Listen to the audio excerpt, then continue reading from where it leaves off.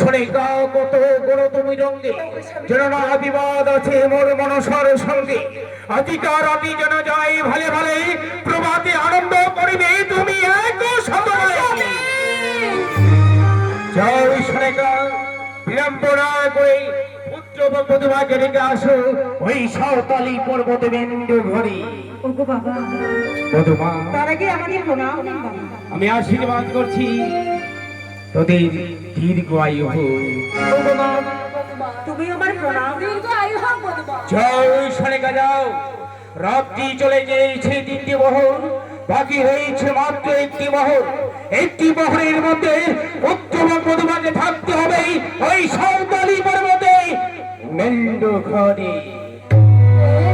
আমি তাই করছি। ওরে বাবা লোকাই, এই যে তোর পিতার আদেশ, তোকে চক্র চক্র পালন করতে হবে বাবা। কিন্তু আমি পিতার আদেশ কি করে পালন করবো মা?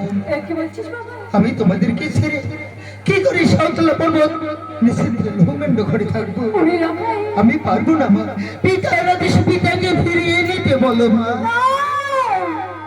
বাবা, তুই ওভাবে বলিস নি বাবা। মা, এই যে তোর পিতার আদেশ, তোকে যে মানতেই হবে বাবা। জানি পিতার আদেশ পালন করা কর্তব্য মা। বেশ,